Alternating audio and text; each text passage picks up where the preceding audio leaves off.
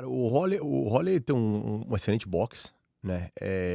Não é que ele não tem punch, é que o Holley ele é um cara que ele não é muito de carregar os golpes. Ele trabalha muito com os braços e o soco dele já sai daqui, já sai Uhum. com muita velocidade, né? Isso é muito usado no boxe. Eles não carregam muito o golpe. Então isso às vezes pode até tirar um pouco ali da potência do golpe, mas ao mesmo tempo a velocidade traz muita potência para o golpe. Uhum. Então por isso que o Holley tem um volume muito grande, porque ele joga aqui, ele vai te acertando.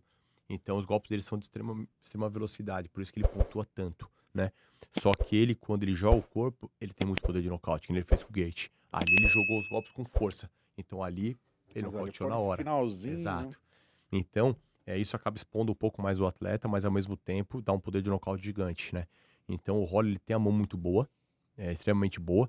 E como teoricamente muita gente fala, ele não tem punch, não é que ele não tem ponte, é que ele dá muita prioridade pro volume. E o volume faz com que muitos lutadores gostem do jogo. Uhum. Porque entre as fala, puta, até que dá pra trocar. Pum, leva um golpe, fala, puta, vou dar também. Então ele faz com que os lutadores caiam no jogo dele. Tá. Justamente com esse pensamento involuntário de falar, puta, ele não tem tanto punch, eu acho que dá pra trocar. Então os caras vão indo. E isso faz com que o Holloway realmente abra o caminho ali e vá conduzindo a vitória dele da maneira que ele conduz, né? Então, mas isso assim, é uma característica muito boa dele, de um boxer mesmo. Então o Holloway é um cara assim muito, muito, muito bom em pé, cara. Ele tem as mãos muito rápidas, ele movimenta muito bem e aplica muito bem os golpes, cara. E o jogo de perna dele também é bom, assim? Também é bom. Ele trabalha ali uns frontais, né? Então, ele é completo, cara. Hoje eu acho que não existe mais um lutador limitado no patamar que eles estão. Tá? Você vai falar, putz, mas e o chão dele? Ele também não é bobo de chão.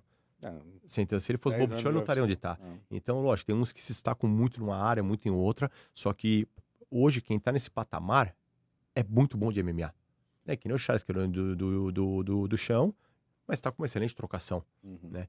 Então hoje o MMA em si não é mais aquela defesa de, cada um defende a sua modalidade. Hoje todo mundo tem que ter um MMA, né. Então o Roller ele evoluiu em tudo, só que com certeza a principal característica dele são as mãos, é o boxe.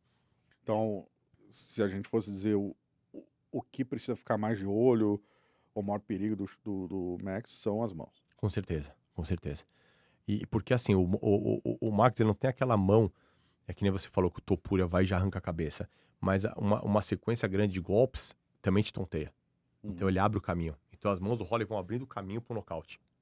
Vão abrindo o caminho pra vitória, né. O Topuria não, o Topuria é um caçador que quando ele joga pra arrancar a cabeça, né.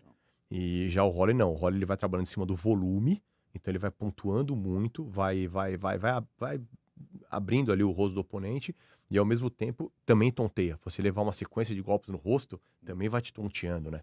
Então são estilos diferentes, porém excelentes boxes de ambas as partes. Tem gente que diz que o Charles é acertável. Faz sentido esse tipo de análise? Já vi diversos Cara, gringos depende do falando. que a gente fala aqui que é um acertável, porque você Recebe golpes. mas então não, assim, mas por que que eu digo isso? O Roller é o cara que o quê? Que você comentou no começo? Volume de golpes. E isso estão falando das lutas que ele fez com o Charles ou com as outras? Todas. Então todos são acertáveis, se você parar pra ver. Porque senão ele não seria os caras que então o que eu quero dizer é o quê? Que, o Charles ele é um cara que ele nunca luta pra não perder, ele sempre luta pra ganhar. Então ao mesmo tempo que ele vai pra definir a luta, por isso que ele é o recordista de lutas por vitórias por vias rápidas da história do UFC, Uhum. isso também acaba expondo ele um pouco mais. Então é bônus e ônus, né. Então não é que ele é acertável, é que o Charles é um cara que ele entra pra definir a luta. Então da mesma maneira que ele está indo definir a luta, ele acaba ficando um pouco mais vulnerável por este motivo também. E esse sempre foi o Charles e é por isso que o Charles chegou do tamanho que ele é, e é por isso que o Charles é tão emocionante nas lutas dele, né. Então mas assim, a gente com certeza a gente trabalha muito isso, a gente trabalha muito a movimentação de tronco, a gente trabalha muito a movimentação de cabeça, porque a gente não quer que ele seja alvejado. É claro que não, né. Não é Óbvio. que a gente acha legal, a gente não quer que ele seja alvejado. Mas do outro lado tem um cara que tá treinando pra alvejar. Então a gente trabalha o máximo que a gente pode pra que a gente possa sair dos golpes do oponente e desferir nossos melhores golpes. Todo atleta, então, que.